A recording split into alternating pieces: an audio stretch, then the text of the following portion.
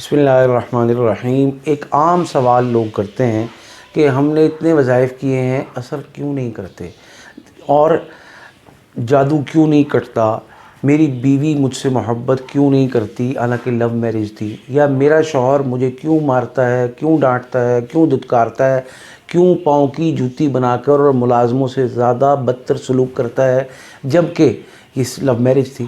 میں نماز پڑھتی ہوں، میں تہجد پڑھتی ہوں، میں ساری رات جاگ کے وظائف پڑھتی ہوں اور صدقہ خیرات کرتی ہوں، ویلفیئر کے کام کرتی ہوں، لوگوں کو معاشی طور سے مستحکم بنانے کے لیے، ان کی دعائیں لینے کے لیے، ان کو بچوں کو پڑھانے کی نسبت سے ٹیوشن فری دینا، اور وہ کام کرتی ہوں کہ جس سے اللہ تعالیٰ کا رحم کرم متوجہ ہو سکتا ہے اور ہونا چاہیے۔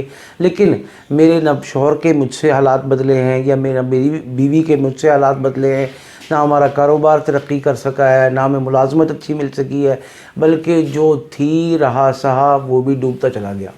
اور اسی طرح میرے بچے حافظ ہیں، وہ قرآن پڑھتے ہیں، وہ نماز پڑھتے ہیں، وہ روزے رکھتے ہیں، ان میں سے حج بھی کیے ہوئے ہیں، زکوٰۃ بھی ادا کی ہوئی ہے، ہم سعودیہ میں رہے ہیں، ہر جمعرات کو عمرہ کرتے تھے، ہر جمعے کو عمرے پہ جاتے تھے، اور اس طرح کی لاتعداد اور بے شمار سچی اور حقیقی کہانیاں جن کا واقعتاً اس دنیا میں ثبوت موجود ہے، وہ پھر کہتے ہیں کہ اتنا قرآن پڑھا ہے کچھ نہیں ہوا ہے۔ خلاصہ یہ کہ وہ مایوس ہوتے ہیں تو قرآن سے، وہ مایوس ہوتے ہیں تو حج زکوٰۃ سے، وہ مایوس ہوتے ہیں تو صدقہ خیرات سے، وہ مایوس ہوتے ہیں تو راتوں کو جاگنے سے، وہ مایوس ہوتے ہیں تو قرآنی وظائف پڑھنے سے۔ تو کیا آپ کا کیا خیال ہے کہ یہ سب کچھ کرنے کے بعد مایوسی کفر نہیں ہے؟ یہ مایوسی شیطان کا حربہ نہیں ہے؟ یہ مایوسی، یہ نا امیدی لوگوں کو اللہ سے، ایمان سے، آپ صلی اللہ علیہ وسلم سے، جنت سے، قبر میں عذاب سے دوچار کروانے اور پہلی والی تمام چیزوں سے دور کرنے کا ذریعہ نہیں ہے؟ قبر کو جنت کا باغ بنانے سے روکنے والی چیز نہیں ہے، خاتمے کو خراب کرنے والی چیز نہیں ہے، اللہ کی ناشکری کر کے اللہ کا عذاب، بھوک کا، خوف کا اس دنیا میں مسلط کرنے کی چیز نہیں ہے؟ بالکل ہے، 100% ہے۔ اب اس میری ویڈیو میں وظیفہ تو کوئی ہے نہیں، میں اس بات کو سمجھانا چاہتا ہوں کہ وظائف اثر کیوں نہیں کرتے، وظائف سے مایوسی ہو جائے تو کیا کرنا چاہیے۔ تو سب سے پہلی بات ہے، تہجد آپ نے اللہ کے لیے پڑھی ہے، کسی کے ساتھ ویلفیئر کا، خیر کا، خوبی کا، خیرات کا کام کیا ہے تو اللہ کے لیے کیا ہے۔ یہ وہ نیکی ہے کہ نیکی کر دریا میں ڈال، مطلب تیرے لیے آخرت میں ذخیرہ ہو جائے، اور دایاں صدقہ کرے تو بائیں کے علم میں نہ ہو۔ یہ تو اس جذبے سے ہونی چاہیے۔ یہ تو دور دور اس بات میں نبی پاک صلی اللہ علیہ وسلم یا قرآن پاک میں تعلیمات نہیں ہیں۔ اللہ کہتے ہیں کہ جنت بنے گی تو جنت کے لیے کریں نا۔ آپ کو کس نے کہا ہے کہ قرآن پاک کی یہ آیت یوں پڑھیں گے تو یقیناً لازماً یہ کام ہوگا، یا اس آیت کی شان نزول میں یہ بات لکھی ہوئی ہے؟ اور جہاں لکھی ہوئی ہے شان نزول میں اسی لیے آیت اتری ہے، تو پھر تھوڑی سی اپنی اداؤں پر غور کرنے کی ضرورت ہے کہ آپ تو تہجد پڑھتی ہیں، آپ تو پردہ بھی کرتی ہیں، لیکن آپ کے بچے کیا نماز کے قریب جاتے ہیں؟ کیا فیس بک سے اٹھ کے نماز کے اہتمام کرتے ہیں؟ کیا وہ سوشل میڈیا کے حوالے سے کسی حرام کاری، کسی ناجائز تعلق اور حرام معاملات میں تو نہیں ملوث؟ کیا ان کی ملازمت کے ٹوٹ جانے اور رہ جانے کی وجوہات میں کیا ان کا نماز نہ پڑھنا تو شامل نہیں ہے؟ آپ کی نماز تو آپ کے لیے کارآمد ہونی تھی، آپ کی تہجد تو آپ کے لیے کارآمد ہونی تھی، آپ کی دعا تو آپ کے کام آتی، لیکن اولاد کے لیے کام تو جب آتی نا جب وہاں شیطانی اسباب نہ ہوتے، جب وہاں پر حرام کاری اور حرام تعلق نہ ہوتا، جب وہاں پر بھی نیکی کے سارے معاملات ویسے ہی ہوتے جیسے آپ کے ہیں۔ ورنہ یہ کہاں لکھا ہے کہ ایک اکیلا گھر میں نماز پڑھ لے تو اس کے سارے معاملات درست رہیں گے، ساری چیزیں درست رہیں گی؟ لہٰذا اگر قرآن سے، وظائف سے نا امیدی اور مایوسی پیدا ہو رہی ہے تو یہ بات دیکھ لے کہ آپ کی سراؤنڈنگ میں کتنے نیک کام ہو رہے ہیں۔ آپ پاکستان میں رہتے ہوں یا باہر، ادھر اذان ہو رہی ہے، ادھر گانا چل رہا ہے، ادھر آپ نماز پڑھ رہے ہیں، ادھر جو ہے فیس بک چل رہا ہے، ادھر نماز پڑھ رہے ہیں، ادھر ٹی وی چل رہا ہے، ادھر نماز پڑھ رہے ہیں، یہاں پر وہ ڈرامہ چل رہا ہے جس میں دیورانی اور جٹھانی سازشیں کر رہے ہیں اور ایک دوسرے کے ساتھ نعوذ باللہ ناجائز تعلق بنانے اور استوار کرنے کی باتیں ہو رہی ہیں، اور طلاق دلوانے کی باتیں ہو رہی ہیں، گھر سے بھاگ جانے کی باتیں ہو رہی ہیں، اور گھر سے بھگا لینے کی باتیں ہو رہی ہیں۔ کیا یہ ٹی وی اور کیا یہ ڈرامہ آپ کی نیکی کو خراب نہیں کر رہا؟ آپ کی نیکی کو برباد نہیں کر رہا؟ آپ بہت سارا دودھ اکٹھا کر کے اس میں پیشاب کا ایک قطرہ ڈال کے سارے دودھ کو ناپاک کرنے کا باعث بن رہے ہیں، لیکن مسئلہ یہ ہے کہ آپ کو اس بات کا احساس ہی نہیں۔ آپ کو وہ صرف دودھ نظر آ رہا ہے، پیشاب کا وہ قطرہ جو آپ کو نظر نہیں آ رہا، آپ نے آنکھوں پہ پٹی باندھی ہوئی ہے، اس کو کھولیں تاکہ آپ کو نظر آئے کہ یہ واقعی دودھ ہے سارا، لیکن ایک قطرہ پیشاب اس کو پینے کے قابل نہیں رہنے دیتا، اس کو نالی میں بہانا پڑے گا، اس کو یہ کسی کے کام نہیں آئے گا۔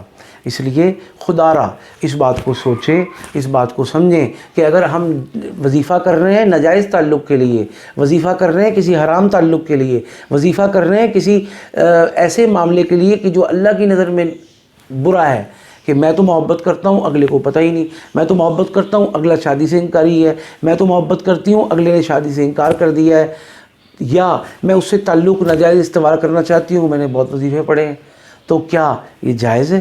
کیا یہ حلال ہے؟ کیا یہ کام کرے گا؟ نہیں بھائی، یہ کام نہیں کرے گا، یہ رجت کرے گا، یہ کام نہیں کرے گا، یہ بیک مارے گا، یہ کام نہیں کرے گا، یہ آپ کی بربادی کا باعث بنے گا۔ لہٰذا اگر ایسا وظیفہ پڑا کہ کسی کے کاروبار کو نقصان ہو جبکہ وہ اپنا کام کر رہا ہے اور ہم اپنا پڑھ رہے ہیں، تو اس کو دشمن بنا کے پڑھنے میں ہماری تباہی اور بربادی یقینی اور مقدر ہے۔ ایک بات۔ دوسری بات یہ کہ کیوں آپ اپنے ایمان کو امتحان میں ڈال رہے ہیں؟ کیوں آپ شیطان کے درغے میں آ رہے ہیں؟ کیوں آپ خود دل کا آپریشن کرنے پر تلے ہوئے ہیں؟ کیوں آپ اپنے گھٹنوں کی اس مرض کو جو سال ہا سال سے ہے خود ٹھیک کرنے کے در پہ ہیں؟ کیوں آپ اپنے دل دماغ کا علاج خود نہیں کرتے؟ جب ڈاکٹر کے پاس جاتے ہیں تو بھائی اس میں بھی کسی ڈاکٹر سے مل لو، جہاں اطمینان ہو وہاں مل لو، استخارہ کر لو۔ استخارہ کیا ہے؟ 2 رکعت نفل پڑھ کے دعا کر لو کہ یا اللہ مجھے اگر علاج کروا لینا چاہیے، میری دنیا آخرت کے اعتبار سے مفید ہے، فلاں سے پیسے دے کے علاج کروا لینا تو میرا دل مطمئن فرما، مسائل کو حل فرما، پیسوں کا بندوبست فرما، شفا مقدر فرما، اور یا اللہ اگر مناسب نہیں ہے دنیا آخرت کے اعتبار سے تو یا اللہ میرا دل اچاٹ فرما، محفوظ فرما۔ اس دعا کے بعد اگر دل مطمئن ہو جائے آگے بڑھو، ورنہ بھائی ہرگز اپنی تہجد، اپنی نماز، اپنی نیکی، اپنی خیر، اپنی خوبی اور خیرات، اپنے روزے، اپنی حج، اپنی زکاتیں اور عمروں کو تباہ نہ کرو۔ لہٰذا میری گزارش یہ ہے کہ جن لوگوں کے وظائف سے کام نہیں ہو رہے وہ اپنی سراؤنڈنگز کو ٹھیک کریں، اپنے گھر کا ماحول ٹھیک کریں، اپنا آپ ٹھیک کریں، اپنی نظر دل دماغ ٹھیک کریں۔ یہاں تو وظیفہ پڑھا وہاں بد نظری بھی کی، یہاں وظیفہ پڑھا یہاں ناجائز کال بھی کی، یہاں وظیفہ پڑھا وہاں ویڈیو کال پہ حرام کاری بھی کی۔ یہ وہ سب چیزیں ہیں کہ جس کے بارے میں نبی پاک صلی اللہ علیہ وسلم نے ارشاد فرمایا کہ جس کی ظاہر اور جس کا باطن، جس کی تنہائی اور جس کی مجلس پاک ہو گئی، یہ جنت میں ڈائریکٹ جائے گا انشاءاللہ۔ یہ مفہوم ہے حدیث پاک کا۔ لہٰذا ہمیں اپنا آپ انسائیڈ آؤٹ سائڈ یکساں کرنا ہوگا، اپنا ظاہر اپنا باطن یکساں کرنا ہوگا۔ نہیں کیا تو پھر اللہ کے قرآن پر الزام نہ لگائیں، اور خود ہم زخمی ہیں، مرے پڑے ہیں، آخری سانسیں لے رہے ہیں، اور بھائی شیطانی اثرات اور جادو نے تباہی و بربادی پھیر دی ہے۔ تو بھائی اس موقع پر بھی تو نبی پاک صلی اللہ علیہ وسلم پر فرشتے نازل ہوئے تھے، انہوں نے سب کچھ کیا تھا، تو آپ کیوں نہیں کسی سے کروا لیتے؟ آپ کو کیا ایسی رکاوٹ ہے کہ جب ایک امام الانبیاء کو یہ سارا فرشتوں کے ذریعے سے سکھایا، بتایا اور عمل کروایا جا رہا ہے، تو آپ کیوں نہیں ایسا کر لیتے؟ آپ کیوں نہیں کسی معالج کے پاس چلے جاتے؟ کہاں جانا ہے اس کے لیے اللہ سے دعا کرنی ہے، کہاں جانا ہے اس لیے اللہ سے مانگنا ہے۔ جب ملتا نہیں، اور بھائی ڈھونڈنے سے تو اللہ بھی ملتا ہے، دعا کرے ضرور ملے گا۔ اور 1-2 نہیں، الحمدللہ اللہ نے سینکڑوں لوگوں کو شفا نصیب فرمائی، اور انہوں نے مجھے کہا کہ ہم آپ کے ساتھ اٹیچ اس طرح ہوئے کہ ہم نے دعا مانگی کہ یا اللہ کوئی ایسا بندہ دے دے جو ہمارا کام کر سکے، اس کے لیے ہم ہر قیمت ادا کرنے کے لیے چکانے کے لیے تیار ہیں، تو ہم تک پہنچ گئے۔ تو یہ نہیں میں کہہ رہا کہ مجھ تک آئیں، کہیں بھی جائیں بھائی اپنے معاملات کو دیکھیں، سیکھیں، سٹریم لائن کریں۔ یہ نہ ہو کہ معاملات بگڑ چکے ہوں، طلاق ہو چکی ہو، طلاق کے دہانے پر کھڑے ہوں، گھر ٹوٹ رہا ہو، اور شادیاں 37، 38، 40 سال کی عمر میں لڑکیوں کی نہ ہو رہی ہوں، پھر ہم کہیں کہ جی اب ہمارا جادو کاٹ دو۔ بھائی 40 کے بعد تو شادی پیسے والے کی، فیکٹری والے کی، کوٹھی والے کی اور بہت لمبے چوڑے پیسوں والے کی ہوگی، باقی نہیں ہونے لگی۔ لہٰذا اپنے معاملات کو بر وقت درست کرنا اور اس بات کو دل دماغ سے نکال دینا کہ بھائی آپ کا جادو، آپ کا دشمن، آپ کو نقصان پہنچانے والا، آپ کے ایمان کا، آپ کے اعمال کا، آپ کی نیکی کا، خیر خوبی کا، صلاحیت کا ڈاکو، اس کے گھر میں اس کو ٹکر دینے کے لیے کوئی بندہ اپنا سر دے گا؟ ہرگز نہیں دے گا۔ میں تو صاف کہتا ہوں، بتاتا ہوں، سکھاتا ہوں، پیروں پر کھڑے ہو، مضبوط ہو، آئندہ کے لیے آپ کو کسی کی بیساکھی کی ضرورت نہ ہو، تھوڑی سی محنت، تھوڑا سا خرچہ آئندہ ہمیشہ کے لیے نسلوں سے جادو کو مٹانے کا باعث بنے گا۔ لہٰذا اگر آپ یہ سمجھتے ہیں کہ ہماری بات ٹھیک ہے، آپ سمجھتے ہیں کہ ہم ٹھیک بات کر رہے ہیں، تو اس پر توجہ دیں، دھیان دیں اور اس طرف آئیں، اور دنیا میں خود ڈھونڈیں کہ کون صحیح ہے۔ صحیح ابھی ختم نہیں ہوئے، صحیح ابھی مرے نہیں ہیں، صحیح لوگوں سے دنیا ابھی ختم نہیں ہوئی، کیونکہ جب دنیا میں کوئی بندہ ایسا نہیں رہے گا جو خوف خدا رکھتا ہو، جب کوئی بندہ ایسا نہیں رہے گا جس کو اللہ کے سامنے جواب دہی کا خوف ہو، تو بھائی جب تو قیامت قائم ہو جائے گی۔ لہٰذا قیامت سے پہلے انشاءاللہ آپ کے تمام مسائل کا حل موجود ہے، بس دعا کریں اور آگے قدم بڑھائیں۔